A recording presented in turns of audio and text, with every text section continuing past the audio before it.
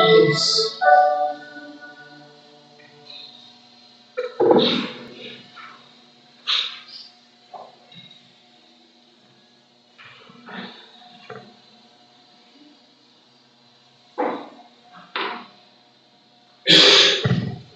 Maravilha, meus irmãos, poder cantar louvores ao nosso Deus, todo ser que respira, louve ao Senhor. Vamos abrir a palavra de Deus em Gênesis capítulo 20, e estamos seguindo a nossa exposição desse livro tão importante para a vida da igreja. Gênesis capítulo 20, de 1 a 18, mesmo acertado como os irmãos estão, nós estaremos lendo essa passagem para a nossa edificação. Você que está em casa também, que você possa ouvir a palavra do Senhor com fé e esperança. Diz assim o texto sagrado: partindo Abraão dali para a terra do Neguebe, habitou entre Cádiz e Sul e morou em Gerar. Disse Abraão de Sara, sua mulher: ela é minha irmã. Assim, pois, Abimeleque, rei de Gerar, mandou buscá-la. Deus, porém, veio a Abimeleque em sonho de noite e lhe disse: vai ser punido de morte por causa da mulher que tomaste, porque ela tem marido. Ora, Abimeleque ainda não havia possuído, por isso disse: Senhor, matarás até uma nação inocente? Não foi ele mesmo que me disse: é minha irmã? E ela também me disse: ele é meu irmão. Com sinceridade de coração e na minha inocência foi que eu fiz isso. Respondeu Deus em sonho: bem sei que com sinceridade de coração fizeste isso. Daí eu ter impedido eu de pecares contra mim e não te permiti que a tocasses. Agora, pois, restitui a mulher a seu marido, pois ele é profeta e intercederá por ti e viverás. Se, porém, não lhe a restituíres, sabe que certamente morrerás, tu e tudo que é teu. Levantou-se Abimeleque de madrugada e chamou todos os seus servos e lhes contou todas essas coisas, e os homens ficaram muito atemorizados. Então chamou Abimeleque Abraão e lhe disse: que é isso que nos fizeste? Em que pequei eu contra ti, para trazeres tamanho pecado sobre mim e sobre o meu reino? Tu me fizeste o que não se deve fazer. Disse mais Abimeleque a Abraão: que estavas pensando para fazeres tal coisa? Respondeu Abraão: eu dizia comigo mesmo, certamente não há temor de Deus neste lugar, e eles me matarão por causa de minha mulher. Por outro lado, ela de fato é também minha irmã, filha de meu pai e não de minha mãe, e veio a ser minha mulher quando Deus me fez andar errante da casa de meu pai. Eu lhe disse a ela: este favor me farás em todo lugar em que entrarmos, dirás a meu respeito: ele é meu irmão. Então Abimeleque tomou ovelhas e bois e servos e servas e os deu a Abraão e lhe restituiu a Sara sua mulher. Disse Abimeleque: a minha terra está diante de ti, habita onde melhor te parecer. E Sara disse: dei 1000 siclos de prata a teu irmão, será isso compensação por tudo quanto se deu contigo? E perante todos estás justificada. E orando Abraão, sarou Deus Abimeleque, sua mulher e suas filhas, de sorte que elas pudessem ter filhos, porque o Senhor havia tornado estéreis todas as mulheres da casa de Abimeleque, por causa de Sara, mulher de Abraão. Que Deus nos abençoe. Oremos. Pai querido, fale conosco, Senhor, por meio da Tua palavra, que a Tua palavra possa encontrar guarida em nossos corações e que nenhum de nós saia daqui do jeito que entrou. É o que nós te pedimos para a glória de Jesus e para a edificação do Teu povo. Amém. Qual o medo que paralisa a sua vida? Qual o medo que te faz recuar, te faz afastar? Qual o medo que te faz olhar para trás? Qual o medo que te faz mentir? Qual é o medo que te faz abrir mão das promessas de Deus?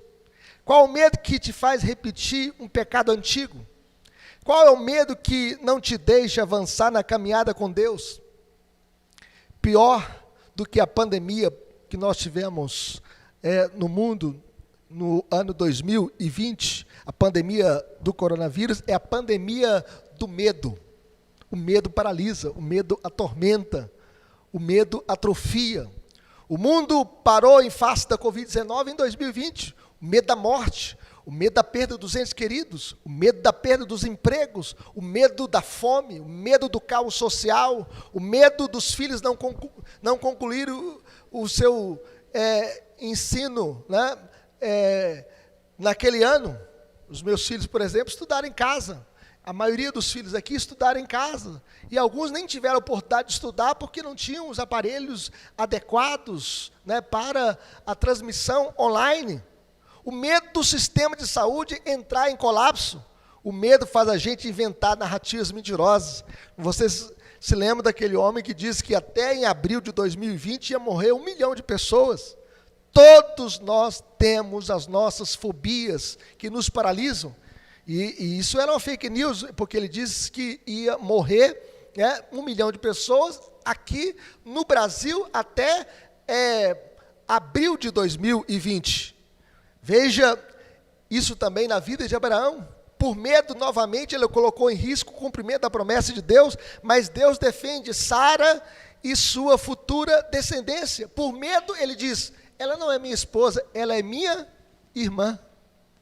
Por medo, porque ele ficou com medo de alguém matá-lo por causa de Sara. E por medo, então, ele abriu mão da promessa de Deus. O medo faz a gente abrir mão, né, até mesmo das promessas de Deus. E nós iremos entender a narrativa do texto por partes, né? A primeira parte, né, o primeiro ponto aqui, é a partida de Abraão de Manre para morar em Gerar. Veja o que está na tela aí. Partindo Abraão dali para a terra do Neguebe, habitou entre Cádiz e Sul e morou em Gerar. E toda mudança, por menor que seja, o que ela faz? Ela causa medo, né? A mudança faz a gente ficar vulnerável. E toda mudança gera insegurança, porque tudo que é novo e desconhecido gera desconforto. E Gerar está localizada aí na fronteira do território filisteu, a meio caminho entre Gaza, no mar Mediterrâneo, e Beceba, no norte do Neguebe. Veja esse mapa aí, ele vai colocar esse mapa para os irmãos entenderem, né? Então tem uma seta vermelha aí, e ali está o Neguebe, aquele vale do Neguebe. E Abraão tinha vivido aproximadamente 20 anos no Carvalhais de Manre, em Hebrom. Nós não sabemos as razões dessa mudança, por que Abraão saiu deste lugar. No entanto, há algumas possibilidades. Talvez por causa da destruição de Sodoma e Gomorra. Lembra que Sodoma e Gomorra foi destruída.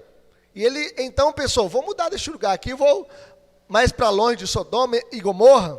Talvez porque a região ficou prejudicada por isso, já não tinha mais tantas benesses para morar nesta região. Talvez porque queria fazer negócios em outra região, porque Abraão era nômade, ele tinha um chamado missionário, que Deus disse, sai da tua terra, da tua parentela, e vai para a terra que te mostrarei, de ti farei uma grande nação, te abençoarei, te engrandecerei o nome, em ti serão benditas todas as famílias da terra. O fato é que Deus chamou Abraão para uma caminhada da fé, para ser missionário por onde ele passar, para ser peregrino neste mundo, aguardando a cidade celestial, para dar testemunho vivo e firme de sua fé e ser uma bênção para todas as famílias da terra.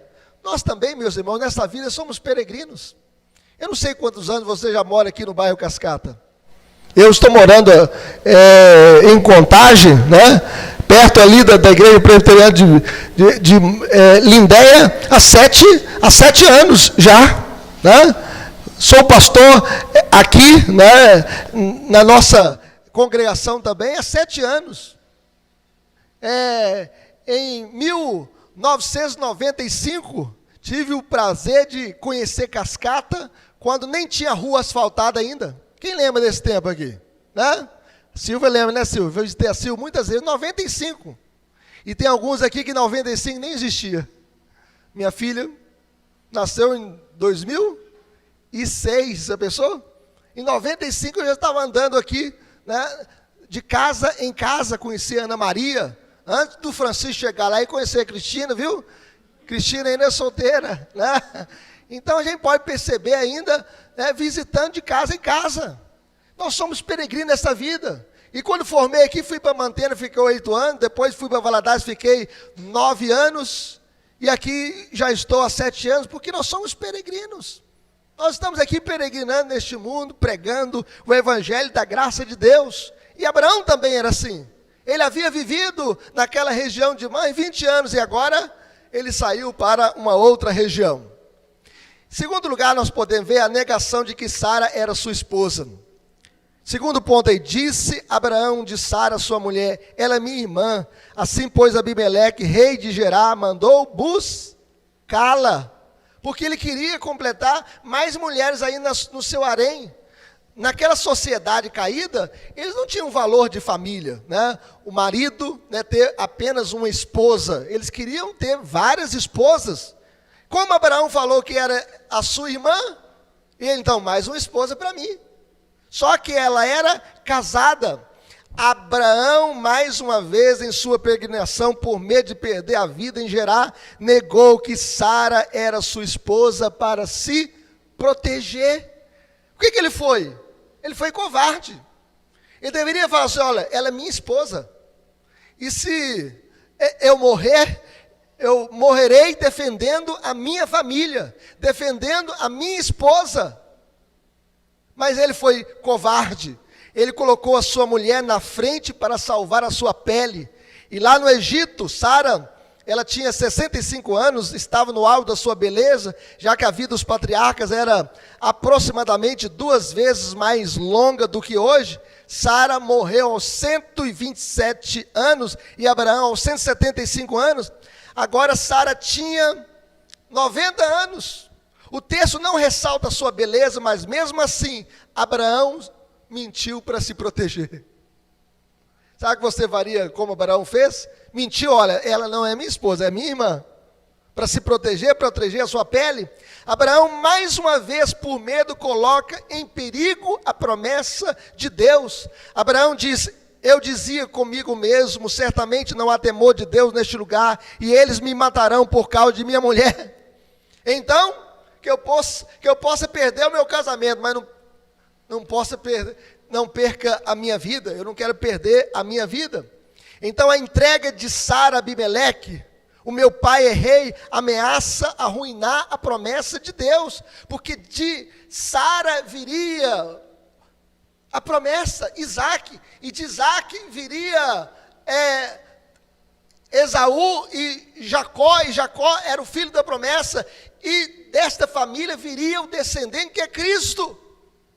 Pois como Abraão e Sara poderiam ter um filho se ela tivesse nos braços de outro homem? Como? O que aprendemos aqui, meus irmãos? Que o marido não deve expor a castidade e a honra de sua mulher. Ele tem que proteger a sua família. Ele deve ser o seu protetor. O marido deve estar disposto a morrer por sua esposa para protegê-la. Não é isso que Jesus fez? Não é isso que Jesus nos ensinou? Maridos, amai vossa esposa como Cristo amou a igreja e a si mesmo se entregou por ela. Você está disposto a morrer pela Tamires? Ou? Falou um amém meio fraco, mas falou, né?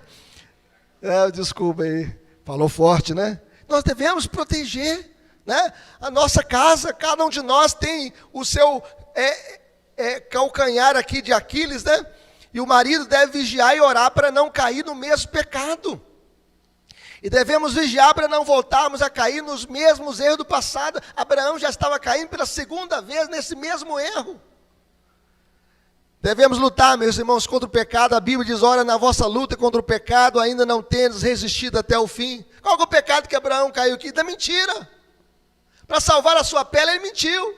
E colocou em risco a promessa de Deus. Devemos lutar contra o pecado da mentira, do engano, da covardia, do temor aos homens, dos maus desígnios, dos homicídios, dos adultérios, dos furtos, dos falsos testemunhos, das blasfêmias. Devemos lutar contra o pecado. E Abraão deveria lutar contra a fraqueza dele, contra a mentira de negar que Sara era sua esposa para salvar a sua pele. Mas vejam bem, meus irmãos, terceiro ponto é que Deus protege a sua promessa.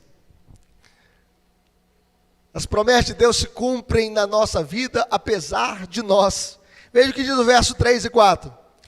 Deus, porém, vamos dizer isso comigo? Deus, porém, olha que coisa maravilhosa.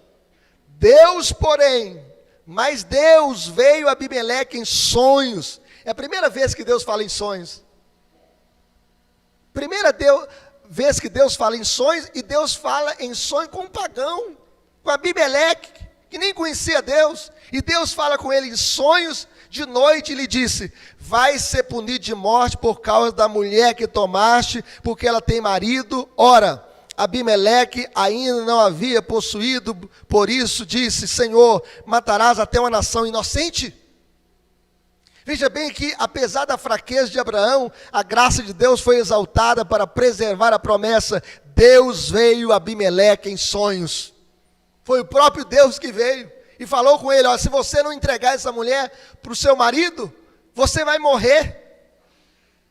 E veja bem, meus irmãos, que Deus intervém para nos salvar da nossa tolice, executando o seu plano glorioso. Deus estava salvando Abraão da sua tolice. Segundo, aqui, nesse ponto terceiro, Deus falou por meio de sonhos. Sonhos eram um método de revelação. Nos primeiros anos dos patriarcas, Deus se comunica por meio de teofanias, manifestação visível de Deus, sonhos e visões. Na Torá, Deus fala a Moisés. Deus revelou os 5 primeiros livros da lei para Moisés: Gênesis, Êxodo, Levítico, Números e Deuteronômio. E Deus fala por meio da sua palavra, e Deus falava com Moisés face a face, como o seu amigo. Aos profetas, Deus dá sonhos e visões. Nos escritos, na maioria das vezes, Ele age por meio da providência. Na nova aliança, Deus nos falou pelo seu Filho. A Bíblia diz em Hebreus 1 e 2 o seguinte: havendo Deus falado outrora, muitas vezes, de muitas maneiras, aos pais pelos profetas, nesses últimos dias nos falou pelo Filho. Jesus se encarnou, Jesus se tornou gente, Jesus habitou entre nós. O Verbo se fez carne e habitou entre nós, cheio de graça e verdade, e vimos a sua glória, glória como do unigênito do Pai. Hoje Deus, meus irmãos, fala conosco por meio da sua palavra. Levanta a sua Bíblia bem alta aí. Levanta a sua Bíblia. Deus fala com você através deste livro. Este livro não pode ficar apenas na sua estante, cheio de poeira, sem ser lido, sem ser meditado, sem ser vivido. A Bíblia é a nossa única regra de fé e prática. Nós devemos ler a palavra de Deus. E a Bíblia diz o seguinte: toda a Escritura é inspirada por Deus e útil para ensino, para correção, para educação, a fim de que o homem de Deus seja perfeito e perfeitamente habilitado para toda boa obra.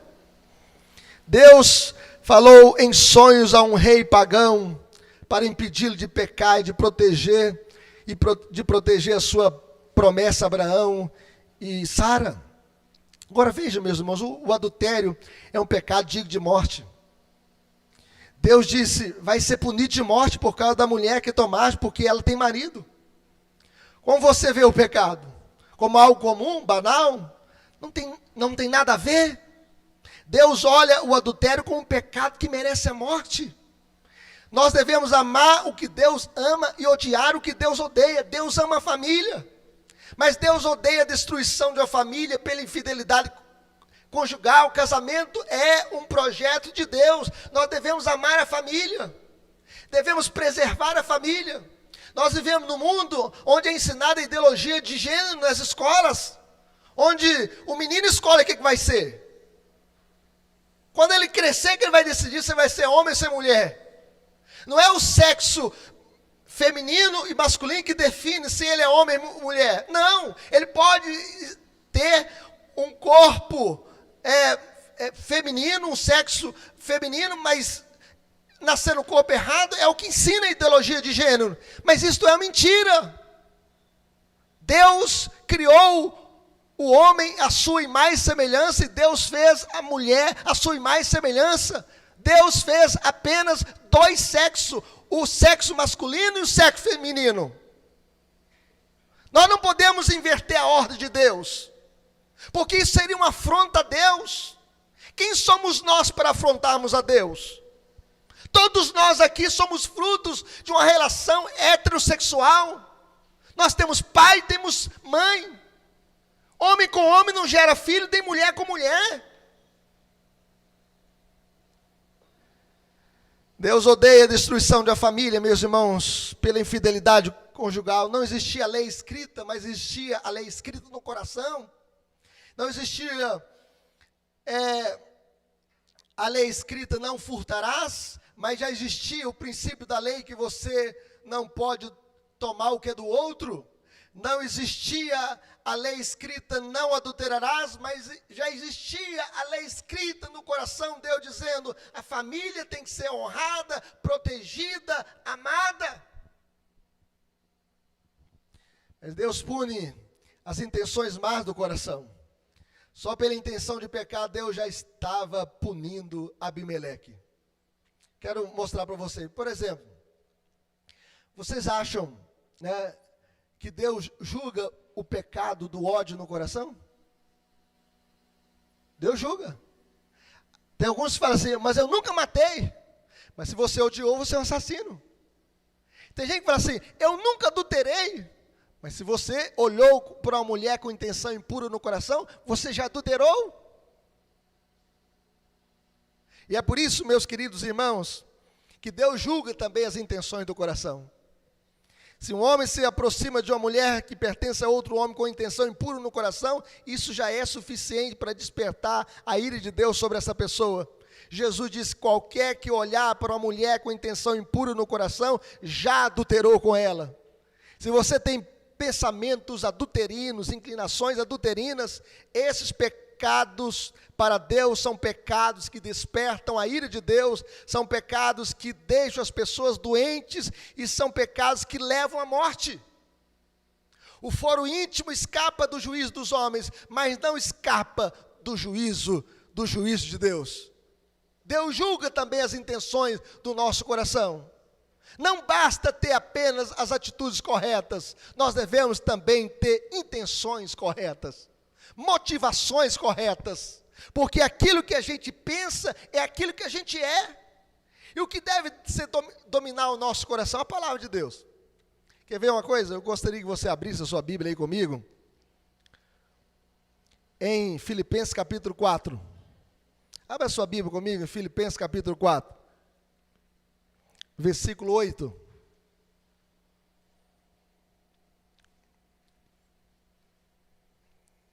Vamos ler comigo? Filipenses 4, 8. Todos juntos? Finalmente, irmãos, tudo que é verdadeiro, tudo que é respeitável, tudo que é justo, tudo que é puro, tudo que é amável, tudo que é de boa fama, se alguma virtude há, se algum louvor existe, seja isso que ocupe o quê? Coloque assim o dedo assim na sua cabeça, assim, ó. Seja isso que ocupe o seu pensamento. Verso 9, vamos ler? O que também aprendestes e recebestes e ouvistes e viste em mim, isso praticai, e o Deus da paz será convosco. Já viu um ditado que diz o seguinte? Mente desocupada é oficina de quê? De Satanás.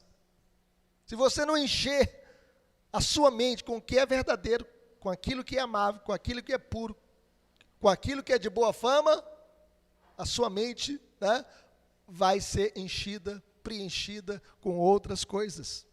Por isso nós devemos cuidar daquilo que nós pensamos. Ninguém, meus irmãos, é perdoado automaticamente com base na falta de conhecimento. Tem gente que fala assim, mas eu não sabia. Mas mesmo quando a gente não sabe e a gente quebra a lei de Deus, não quer dizer que nós somos inocentes. Olha o que ele diz, não foi ele mesmo que me disse, é minha irmã? E ela também me disse, ele é meu irmão? com sinceridade de coração, e na minha inocência foi que eu fiz isso. Ele falou assim: eu sou inocente, Senhor. Ninguém, meus irmãos, é salvo pela ignorância. A ignorância não é desculpa para ninguém. Ninguém é perdoado porque não sabia. Senão a melhor coisa que a gente faz é não pregar na tribo indígena. Já que eles não conhecem sobre Jesus, então deixa eles morrer na ignorância, porque a ignorância vai salvá-los. A ignorância não salva ninguém. E aí nós podemos ver o seguinte: até o ordenamento jurídico diz isso. Fala assim: ninguém se excusa de cumprir a lei alegando que não a conhece. Ah, eu não conhecia. Não, mas deveria saber. Deveria conhecer. É como se alguém falou assim: não, eu passei aqui nesta rua aqui a 120 km por hora, mas eu não sabia que não podia, mas devia saber.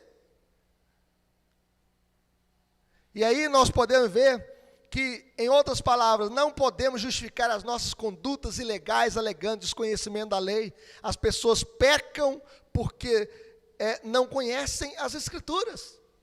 E é isso que Jesus diz: errais não conhecendo as Escrituras, nem o poder de Deus. E Jesus está dizendo: olha, vocês não serão perdoados porque vocês não conhecem as Escrituras. Deveriam conhecer, mas vocês estão vivendo uma vida mais errada ainda porque não conhecem as Escrituras. E ele diz: examinai as Escrituras, porque julgais ter nelas a vida eterna, e são as mesmas que testificam de mim. Mas Deus, meus irmãos, interfere nas nossas decisões. Vocês acham que Deus interfere nas suas decisões? Interfere ou não interfere? Já pensou se Deus deixasse você fazer tudo que você pensa? Já pensou quantos pensamentos ruins já passaram na sua cabeça assim, e você fizesse aquilo? Passou na sua cabeça, não, vontade de matar aquela pessoa. Já pensou se você tivesse matado? Deus não deixou. É ou não é? Teve um irmão certa feita que estava tão ruim na vida, e ele disse para mim: pastor, eu quebrei, e eu estava agoniado, eu não sabia que eu ia começar a minha vida, eu estava dirigindo sozinho no meu carro, e eu vi uma Scania, numa reta, e passou na minha cabeça: podia dar o fim da minha vida, jogar esse carro debaixo da carreta, ninguém ia saber que eu tinha suicidado. E aí veio na mente dele: não matarás, você não pode tirar a sua própria vida. Quem é que colocou esse pensamento na cabeça dele? Deus. Deus não deixou que ele suicidasse. E depois ele deu a volta por tudo, por cima de tudo, e ficou mais próximo do que antes. Sabe por quê? Porque Deus é quem cuida da gente. Quantas vezes já passou na sua cabeça o desejo de morrer, mas Deus não deixou? Não é isso, Assis? Quantas vezes? E Deus protegeu a sua vida, porque Ele é quem influencia também até as nossas decisões. Ele interfere nas nossas decisões. Respondeu-lhes Deus em sonho: bem sei que com sinceridade de coração fizeste isso. Daí o ter impedido eu de pecares contra mim, e não te permiti que a tocasses. Agora, pois, restitui a mulher a seu marido, pois ele é profeta e intercederá por ti, e viverás. Se, porém, não lhe a restituires, sabe que certamente morrerás, tu e tudo o que é teu. Deus não deixou que ele possuísse Sara. Deus não deixou, interferiu nas suas decisões. O que esse homem queria? Abimeleque queria levar Sara para o seu harém e para a cama. É isso que ele queria. Mas Deus o impediu de pecar. Impediu que ele tocasse nela. Deus intervém, meus irmãos, para impedir que Abimeleque se deitasse com Sara. Daí o ter impedido eu de pecares contra mim, e não te permitir que a tocasses. Sabe o que o deísmo ensina, Eliane? O deísmo ensina o seguinte: Deus criou o céu, a lua, as estrelas, criou você, criou todos nós, criou o mundo, deu corda no mundo e deixou o mundo funcionar por ele mesmo. Vocês acham que o mundo está girando em torno de si mesmo, sem intervenção de Deus? O mundo está girando, Antônio, você está sentindo o mundo girar? O mundo está girando em torno do sol. Translação. Você está vendo? Está sentindo? A Bíblia diz, Assis, que o Senhor criou, Eliane, e sustenta todas as coisas pela palavra do seu poder. Ah, que coisa maravilhosa é saber que Deus controla todas as coisas, que Deus criou e que Deus sustenta. Nada escapa do seu controle. O crente arminiano diz o seguinte: Deus respeita a minha vontade e o meu livre-arbítrio. Quero dizer uma coisa para você, Arthur. Se Deus respeitasse o seu livre-arbítrio, você não seria crente. Se Deus respeitasse, Samuel, o seu livre-arbítrio, você não estaria na igreja. Você estaria bem longe de Cristo. Mas Deus foi lá e mudou o seu coração, Antônio. Sabe por quê? Porque Deus é quem tira de nós o coração de pedra e coloca um coração de carne. Ninguém pode ser crente, Guilherme, né? Hã? Gabriel, desculpa. Gabriel. Ninguém pode ser crente, Gabriel, se Deus não tocar no coração da gente. Só Ele, só Ele. Então nós podemos ver, se Deus quiser, Ele atropela a nossa vontade, joga o nosso livre-arbítrio fora. Ele que faz isso. Se Deus fosse respeitar o nosso livre-arbítrio, nenhum de nós seria salvo. Ninguém seria crente, Francisco. Foi Ele que tirou. Sabe que a última coisa que eu queria ser na vida, quando era jovem, adolescente? Ser crente. E ser pastor nem passava pela minha cabeça. Mas Deus me tirou das trevas para a luz, da morte para a vida, das garras de Satanás para Deus. É isso, vitória, que Deus faz na nossa vida, nos dando a vitória espiritual e mudando o nosso coração. Porque a nossa vontade, meus irmãos, sem a graça de Deus, é só de pecar, é só de quebrar a lei de Deus. Se Deus quiser interferir nos meus planos e frustrar a minha vontade e desejo, Ele vai fazer. E Jesus nos ensinou a orar assim: Pai nosso que estás nos céus, santificado seja o teu nome, venha o teu reino, seja feita a tua vontade, assim na terra como no céu.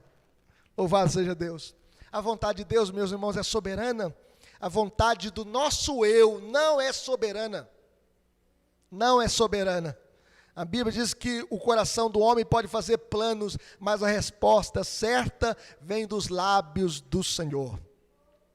Mas em quarto lugar, meus irmãos, Abimeleque repreende a atitude de Abraão. O texto diz: levantou-se Abimeleque de madrugada e chamou todos os seus servos e lhes contou todas essas coisas, e os homens ficaram muito atemorizados. Então chamou Abimeleque a Abraão e lhe disse: que é isso que nos fizeste? Em que pequei eu contra ti, para trazer esse tamanho pecado sobre mim e sobre o meu reino? Tu me fizeste o que não se deve fazer. Disse mais Abimeleque a Abraão que estavas pensando para fazeres tal coisa. E aqui nós podemos ver que bem cedo levantou-se Abimeleque e contou tudo para os seus servos, e esses ficaram atemorizados. Abraão temeu os homens de Gerar temeram a Deus. Abimeleque chama Abraão e faz uma repreensão séria: que é isso que nos fizeste? Em que pequei eu contra ti, para trazer esse tamanho pecado sobre mim e sobre o meu reino? Tu me fizeste o que não se deve fazer? Que estavas pensando para fazer tal coisa? Quando o homem, meus irmãos, perde a confiança em Deus, ele peca e gera grandes decepções.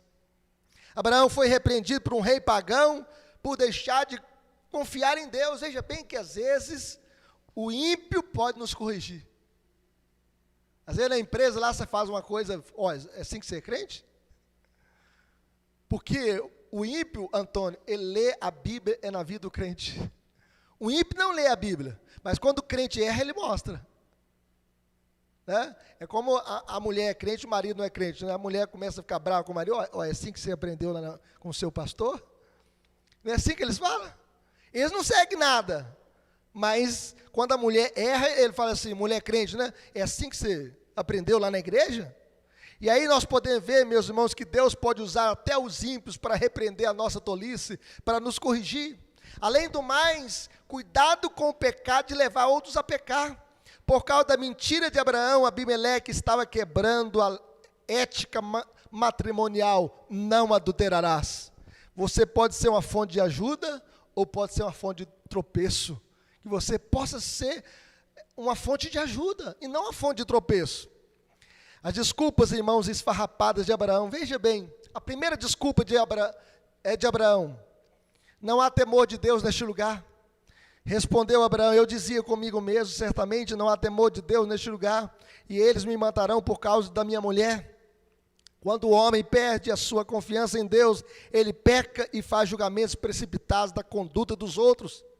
Certamente não há temor de Deus neste lugar, era o que Abraão pensava. No entanto, os homens daquela cidade tinham uma ética matrimonial muito mais elevada do que a nossa época.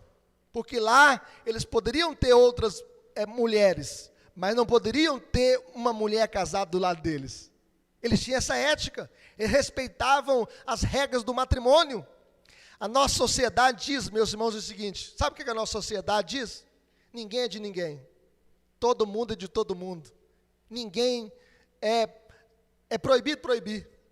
É por isso que eles inventam muitos relacionamentos pecaminosos, da suruba, de tantas coisas, quebrando, do swing, onde o marido oferece a sua mulher para outra mulher e ele fica com a mulher do outro. Isso é pecado contra Deus. A nossa sociedade às vezes está aprovando esses comportamentos, e nós devemos falar contra.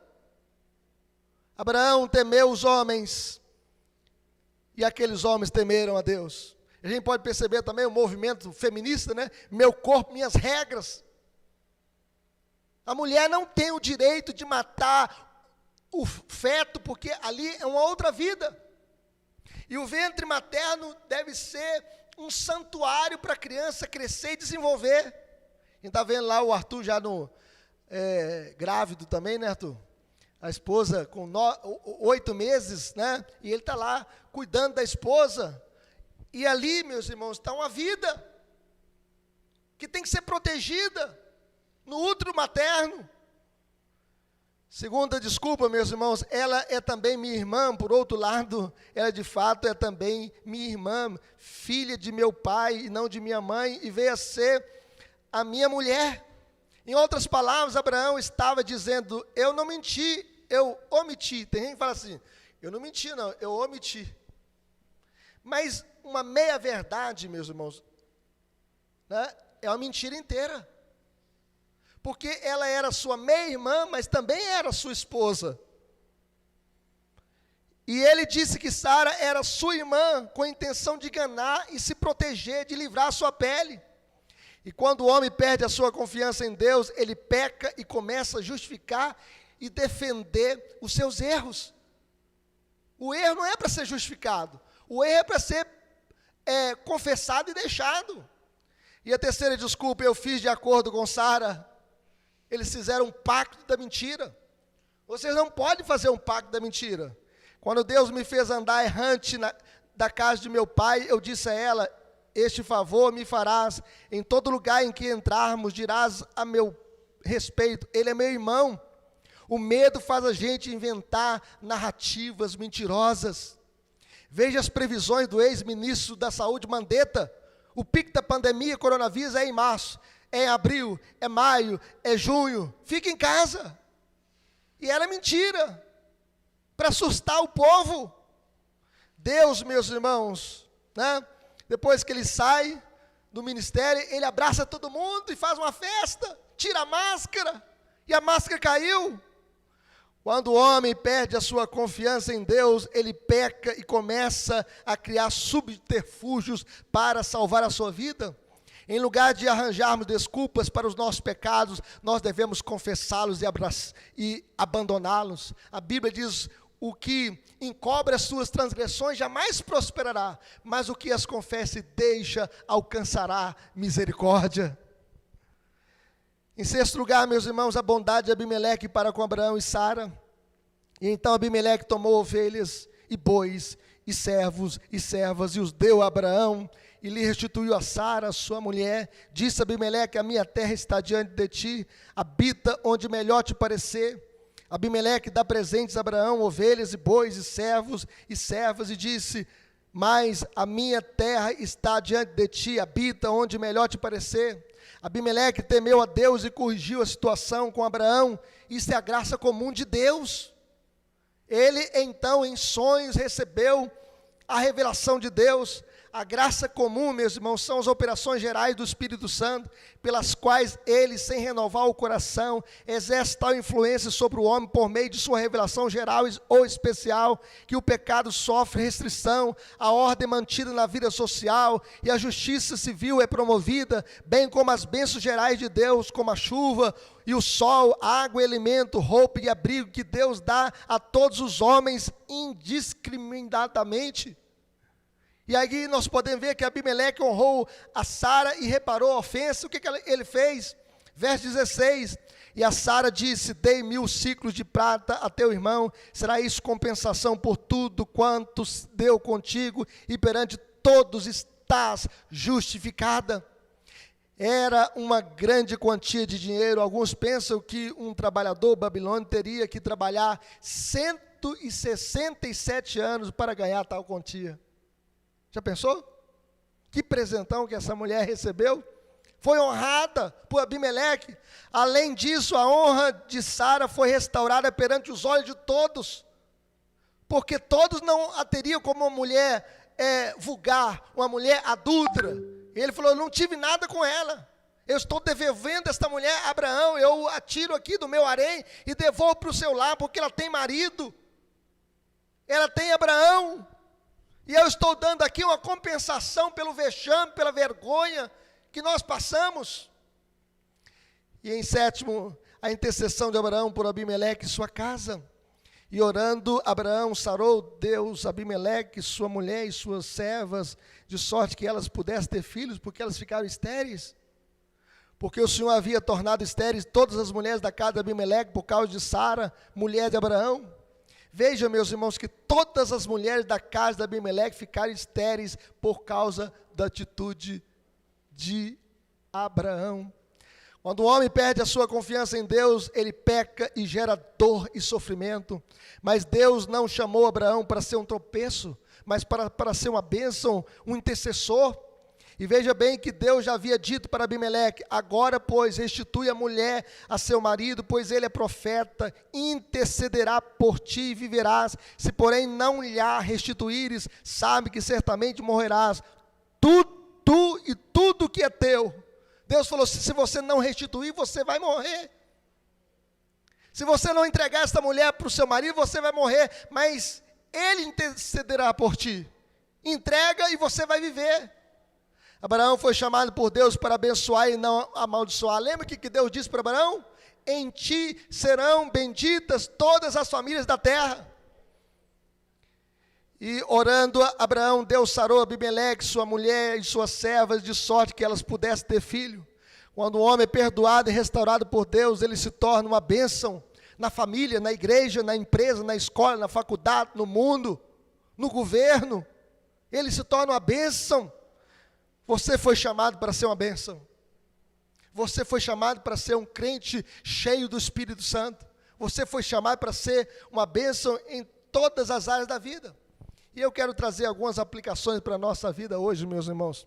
O que esse texto tem a ver comigo, com você? O que aprendemos dessa passagem? Em primeiro lugar, Deus cumpre as suas promessas a despeito de nós. Nós estamos na igreja servindo a Cristo, não por causa da nossa força, mas por causa da força de Deus em nós. Abraão, de modo insensato, tentando se proteger, colocou em risco as promessas de Deus. Deus agiu para proteger as suas promessas. O nascimento de Isaac, através dele e de Sara, foi protegido. Mesmo quando nós falhamos, Deus protege as suas promessas. O cumprimento de Deus, meus irmãos, não está nas nossas mãos. O cumprimento das promessas de Deus na nossa vida não está nas nossas mãos, estão nas mãos de Deus. Se o cumprimento das promessas de Deus estivesse em nossas mãos, nós fatalmente iríamos perder essas promessas. Porque muitas vezes nós queremos mais recuar do que avançar, mais olhar para trás do que para frente, mais desviar do que seguir o reto caminho. A nossa salvação depende da graça divina e não dos nossos esforços humanos. Apesar da fraqueza de Abraão, a graça de Deus foi exaltada. Louvado seja Deus. Mas em segundo lugar, cuidado com o pecado. O pecado mata. O pecado adoece. O pecado corrompe. O pecado pode machucar as pessoas que você mais ama e levar outros a pecar. O pecado causa dano. O pecado causa tristeza. Você pode ser uma fonte de ajuda ou uma fonte de tropeço. Lembre-se, você foi chamado por Deus para abençoar. Você foi chamado por Deus para abençoar a sua esposa, seus filhos, sua família, sua igreja e todas as pessoas por onde você passar. Você foi chamado para ser uma bênção e não a pedra de tropeço. Você foi chamado por Deus para ser uma bênção. Cuidado com o pecado. Cuidado com a repetição de um pecado antigo. Veja bem que muitas vezes nós repetimos pecados antigos na nossa vida. E esse pecado que Abraão cometeu em Gerar era um pecado que ele tinha cometido no Egito há muito tempo atrás. Cuidado com os hábitos pecaminosos e pactos pecaminosos que te amarram. É preciso confessar e deixar. A mentira nunca vale a pena. O pecado não compensa. Não peques mais para que não te suceda coisa pior. Foi o que Jesus disse ao paralítico curado no tanque de Betesda: não peques mais. Não peques mais. E em último lugar, meus irmãos, em seu papel de intercessor em favor dos gentios, Abraão prefigura Jesus. Se Deus ouviu a voz de Abraão, que intercedeu em favor de Abimeleque e sua casa, e Deus o sarou, ele sempre ouvirá a voz do supremo pastor e mediador, que vive sempre para interceder pelo seu povo. Por isso também pode salvar totalmente os que por ele se chegam a Deus, vivendo sempre para interceder por eles. Eu gostaria que você abrisse a sua Bíblia em Romanos capítulo 8, versículo 34. O que diz o texto aí para nós? 8:34. Abra a sua Bíblia nesse texto. Você que está em casa também, abra a sua Bíblia. E veja o que diz Romanos 8:34. Todos juntos. Quem os condenará? É Cristo Jesus quem morreu, ou antes quem ressuscitou, o qual está à direita de Deus e também intercede por nós. Veja bem que Jesus intercede por nós. Se Deus ouviu a intercessão de Abraão em favor de Abimeleque, Ele continua ouvindo a intercessão de Jesus em favor de nós. Nós estamos em pé porque Jesus intercede por nós. Veja bem que Jesus disse para Pedro assim: o diabo queria te peneirar como peneira, queria como trigo, te passar na peneira. Jesus diz: eu roguei por ti, para que a tua fé não desfaleça. A intercessão de Cristo por nós, meus irmãos, é que nos mantém em pé. A morte, a ressurreição e a intercessão de Cristo garantem a nossa salvação. Devemos olhar para Cristo, Ele intercede por nós pecadores. As promessas de Deus na nossa vida se cumprem a despeito de nós, apesar de nós, e elas se cumprem porque Cristo intercede por nós.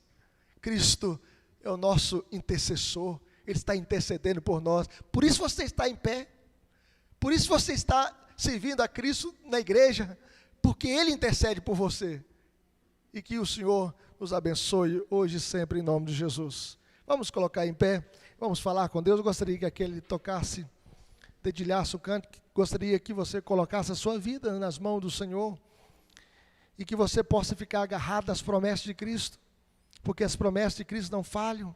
Que você possa colocar tudo nas mãos do Senhor. Gostaria que você em casa também colocasse a sua vida, a sua família nas mãos de Cristo. Eu gostaria que você que está aqui do templo levantasse as suas mãos aos céus e falasse com o Senhor e derramasse a sua vida nas mãos do Senhor e pedisse ao Senhor para visitar o seu coração. Pai querido, nós não queremos confiar em nós mesmos, nós queremos confiar no Senhor, na Tua graça, no Teu amor, na Tua bondade. Visita a nossa vida, Senhor. Toca em cada coração, que cada um que veio aqui nesta noite, Deus, possa Ó Deus, ficar firmes nas promessas do Senhor. Ó Deus, ter cuidado com o pecado. Ter cuidado com o pecado antigo, ó Deus, para que ele não seja cometido novamente. Ó Senhor, que possamos, ó Deus, como povo do Senhor, interceder. Tua palavra diz: se o meu povo, que se chama pelo meu nome, se humilhar. E nós queremos nos humilhar aos teus pés e orar. E nós queremos buscar o Senhor de todo o nosso coração e invocar o meu nome. Eu sararei a sua terra, perdoarei os seus pecados. Senhor, tem misericórdia de nós, visita a nossa vida, ó Deus, para que possamos ficar apegados às tuas promessas e não nos desviarmos nem para a esquerda e nem para a direita. Toca na nossa vida, Senhor. Abençoa o teu povo, Senhor. Que o Senhor esteja nos abençoando para que possamos ser um povo abençoado e abençoador. Um povo que possa fazer diferença neste mundo mau. Um povo que possa abençoar os vizinhos ao redor. Um povo que possa ganhar outras almas para Cristo.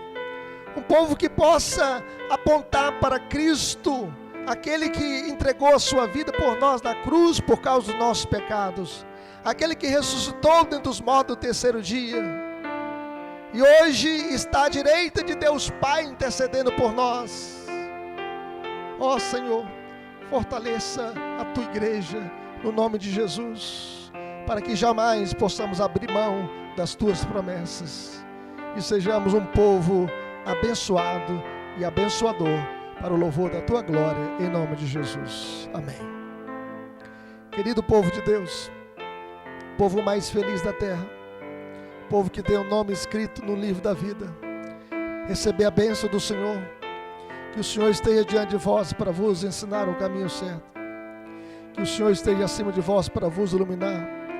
Que o Senhor esteja atrás de vós para vos livrar dos homens maus e das ciladas de Satanás. Que o Senhor esteja dentro de vós para vos consolar nos momentos difíceis da vida. Que o Senhor esteja ao redor de vós para vos abraçar com seu eterno amor. E que a graça de nosso Senhor e Salvador Jesus, o amor de Deus o Pai e as ternas consolações do Espírito Santo sejam com todos vós e sobre todo o povo de Deus, espalhado sobre a face da terra, desde agora e para sempre. Amém. Deus abençoe os irmãos, poder sentar. Estarei à porta cumprimentando os irmãos. Uma semana feliz, abençoada e abençoadora.